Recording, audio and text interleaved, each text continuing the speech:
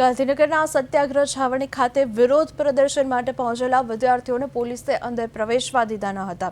સવારથી જ સત્યાગ્રહ છાવણી આસપાસ ચુસ્ત પોલીસ બંદોબસ્ત જે છે તે ગોઠવી દેવામાં આવ્યો હતો। બેરિકેડ્સ લગાવી દેવામાં આવ્યા હતા। વિદ્યાર્થીઓ પોતાની વિવિધ માંગણીઓ સાથે વિરોધ નોંધાવવા પહોંચ્યા હતા, પરંતુ તેમને રોકી દેવાયા હતા।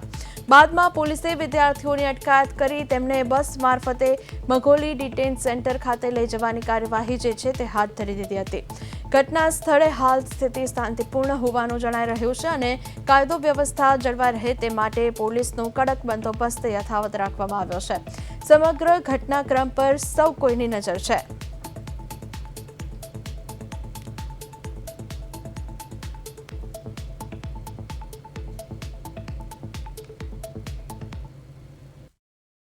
પ્રદેશ 24 ગુજરાતી સાથે હું પ્રિયા ગઢવી અને અત્યારે હાલમાં આપણે ગાંધીનગરના સત્યાગ્રહ છાવણીનો જે રસ્તો જે છે આપ જોઈ શકો છો, અહીંયા બેરિકેડ લગાવી દેવામાં આવ્યા છે અહીંયા, કારણ કે સ્ટુડન્ટ્સ જેઓ છે તેઓ પ્રોટેસ્ટ ના કરી શકે અને અત્યારે અહીંયા સ્થિતિ એવી છે કે અહીંયા બધી જગ્યાએ અત્યારે બેરિકેડ લગાવી દેવામાં આવ્યા છે। પોલીસનો ચુસ્ત બંદોબસ્ત અહીંયા છે, કારણ કે સ્ટુડન્ટ્સ પ્રોટેસ્ટ કરવા જ નથી દેવામાં આવ્યું, કારણ કે જેટલા પણ સ્ટુડન્ટ્સ ભેગા થાય એ પહેલા જ તેમને ડિટેન કરીને ડિટેન સેન્ટર જે છે મઘોડી બાજુ તેમને ત્યાં લઈ જવામાં આવ્યા છે।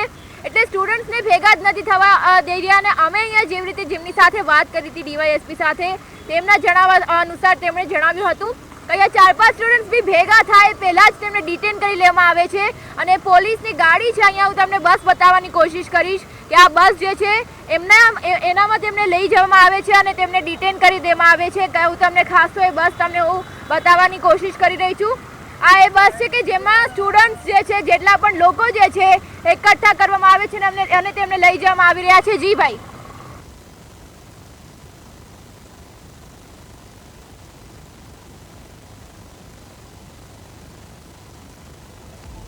એની કરતા વિશેષ ખરાબ લોકો છે આ લોકો। એટલે ખરેખર હવે દેશ જાગો બજાય અને આ ભાજપને ભગાવો। જય હિન્દ, જય ભારત।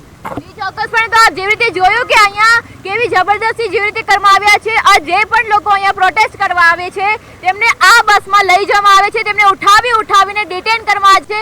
હજી એક ભાઈ પોતાની પ્રતિક્રિયા આપી રહ્યા છે। જી, અમે ગાંધી સિંધિયા માર્ગે આંદોલન કરી વિદ્યાર્થીઓના માટે, ત્યાંથી અમને ડિટેન કર્યા અડધે રસ્તેથી અહીંયા લાવીને બેસાડી દીધા છે। ક્યાં લઈ જવાના છે ક્યાં નહીં એ હજી કોઈ જવાબ દેતા નથી। અધિકારી આવશે પછી તમને જવાબ દઈશું, આવશું। 1 કલાક થઈ ગયા બેઠા। ખાસ કરીને તો ગુજરાતની અંદર વારંવાર પેપરો લીક થાય છે, બાળકના ભવિષ્ય સાથે છેડા થાય છે અને આ બાળકના ભવિષ્ય સુધરે અને પેપર પ્રણાલી કંઈક સુધરે, શિક્ષણ વ્યવસ્થા સુધરે, એના માટે અમે વિદ્યાર્થીના સપોર્ટમાં જ્યારે ગાંધીનગર 250-300 કિલોમીટરથી આવ્યા છીએ ત્યારે પોલીસ દ્વારા કોઈ પણ કારણ વગર અમને ડિટેન કરી અને ગાડીમાં બેહાડી દીધા છે અને કોઈ પણ રીઝન આપતા નથી। આ ખરેખર તાનાશાહી છે, બરાબર? આ સરકારની તાનાશાહી છે। આ સરકારને લોકો જવાબ આપશે 2027માં। તો જેવી રીતે તેમણે જણાવ્યું કે ચોક્કસપણે આ સરકારની તાનાશાહી જેવી રીતે કરવામાં આવી છે, જબરદસ્તી તેમની સાથે કરવામાં આવી રહી છે, ત્યારે આપણે ફરીથી જ્યાં બેરિકેડ લગાવવામાં આવે છે હું તમને ત્યાં લઈ જઈશ અને ત્યાંની હું તમને સ્થિતિ બતાવું કે જેટલા પણ લોકો અહીંયા ભેગા થાય છે તેમને પ્રોટેસ્ટ કરવામાં નથી દેવામાં આવતું અને એ લોકો અને એમનું કહેવું તો એ પણ છે કે લોકો વધારે ભેગા જ ના થાય જેથી કરીને તેમને લોડ જ ના પડે, કારણ કે 2-3 લોકો પણ ભેગા થાય તો તેમને ડિટેન કરી દેવામાં આવે છે। હવે અહીંયા પોલીસ અધિકારીઓ છે, જો તેઓ પોતાની પ્રતિક્રિયા આપશે તો આપણે એમની બાઇટ પણ લેવાની કોશિશ કરીશું। હજી જેવી રીતે હાલમાં તમે અત્યારે સ્થળ પર ઉપસ્થિત છો, તમે જેવી રીતે આ ચુસ્ત પોલીસનો બંદોબસ્ત જેવી રીતે તમારા દ્વારા ગોઠવવામાં આવ્યો છે, અત્યારે હાલમાં શું સ્થિતિ છે અને તમારા દ્વારા અગર કોઈ સ્ટુડન્ટ્સ આવે છે તો કેવી કાર્યવાહી કરવામાં આવે છે?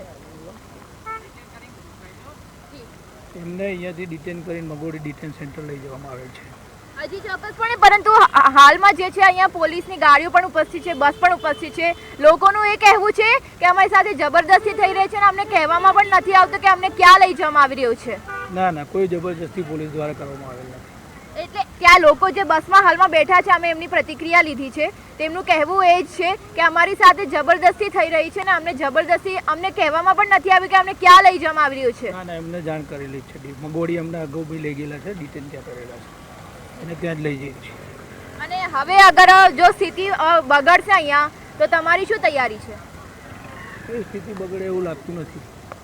કારણ કે સ્થિતિ બગડે એ પહેલા જ 2-3 લોકો પણ ભેગા થાય એ પહેલા જ આ લોકો એમને ગાડીમાં બેસાડીને એમને ડિટેન સેન્ટર લઈ જઈ રહ્યા છે, જેથી સ્થિતિ જે છે તે કાબૂમાં રહે. તો ચોક્કસપણે હાલમાં તો આપણે અહીંયા સ્થળ પર ઉપસ્થિત છે અને હવે અમે જ્યાં ડિટેન સેન્ટર જે છે મગોડી અમે ત્યાં પણ જશું અને અપડેટ જે છે અમે તમને આપતા રહીશું. ત્યાં સુધી આપ જોડાયેલા રહેજો પ્રદેશ 24.